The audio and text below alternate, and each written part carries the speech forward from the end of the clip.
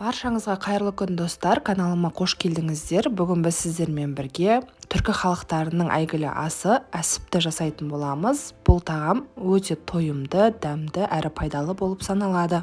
Әсіпті жасау өте оңай әрі қолжетімді заттардан жасалады. Видеоның соңына дейін қарап, менің арнама тіркелуді ұмытпаңыздар. Әсіпімізді жасау үшін қажет болатын заттар осы заттар. Барлығын жуып, тазалап, дайындап алып, видеоның соңына дейін менімен бірге жасап көріңіздер. Біз ең бірінші қойдың жүрегінен бастаймыз. Қойдың жүрегін алдыменен ортасынан бөліп, жақсылап жуып, тазалап алып, осындай ұзынша пішінде турап аламыз. Себебі барлық заттарымызды қазір ет тартқыштан өткізген кезде ыңғайсыз болмау үшін өкпені, бауырды, жүректі барлығында осылай ұзынша ыңғайлы етіп турап аламыз.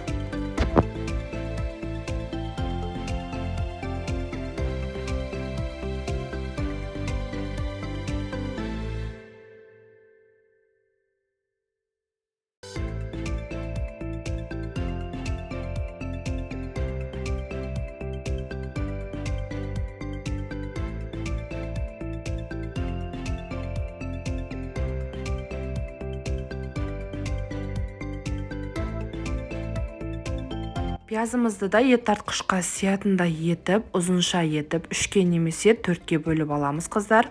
Пиязды қанша көп қоссаңыздар, әсіптеріңіз соншалықты сулы әрі дәмді болып шығады. Пиязды ет тартқыштан өткізген кезде ең соңынан өткізіңіздер, себебі ішінде қалған майларды, қалған заттардың барлығын тазалап шығады.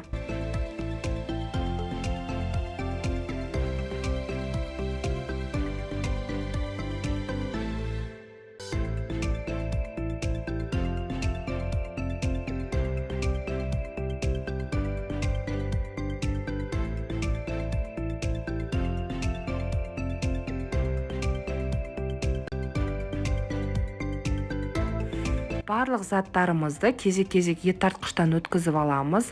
Қыздар, егер ұнатсаңыздар, әсіптеріңізге сәбізді де қосуға болады. Біздің үйдегілер өте қатты жақсы көреді, сол үшін мен бір сәбізді араластырып жібердім. Егер ұнатпасаңыздар, қоспай-ақ қоюға да болады. Ең соңынан пиязымызды және де сарымсағымызды, яғни 2 немесе 3 тал чесногымызды өткізіп аламыз.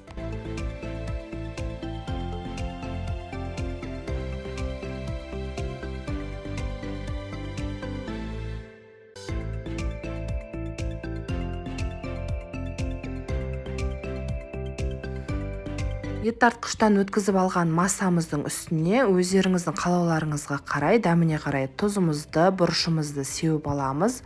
Оның үстінен алдын ала тап-таза етіп жуып алынған 300 грамм күрішімізді салып, күрішіміз жақсы таза пісу үшін 400 мл суымызды құйып, барлығын араластырып аламыз.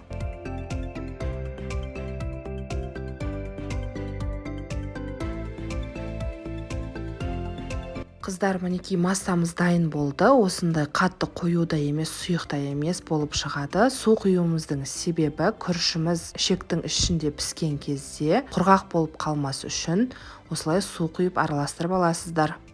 Сиырдың тоқ ішегін жақсылап жуып, тазалап, бөліктерге бөліп алып, бір басын жіппен байлап алып, екінші басына кез келген баклажканы қырқып, литрлі болса да болады, 2 литрлік болса да болады, осылай ішекке кигізсеңіздер, массамызды құю өте ыңғайлы болады. Осы видеодағыдай етіп, ішектің ішін массамызбен толтырамыз. Қыздар, толтырған кезде өте қатты толтырып жібермеңіздер. Видеода анық көрсетілген орташа бос болу керек, себебі күрішіміз ісінеді, және де жүрек, бауыр піскен кезде оларда ісінеді. Ішектеріңіз жарылып кетуі мүмкін, сол үшін қатты толтырмай, бостау етіп, екінші ұшын тағы да жіппен байлап қоясыздар.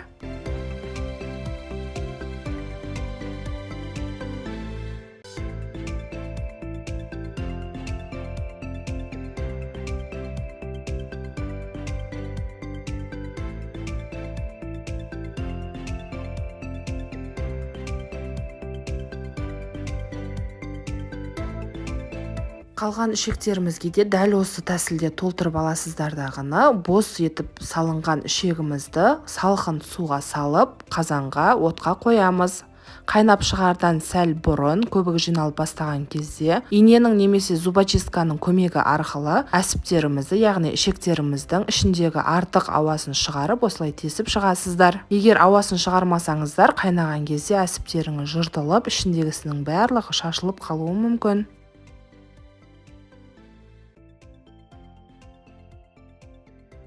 Еттің сорпасы сияқты әсібіміздің бетіне де осылай көбіктер жиналады. Көбікті сүзгінің көмегі арқылы сүзіп, тазалап алып тастаңыздар, әсіптеріңіздің сыртына жабысып қалмасын.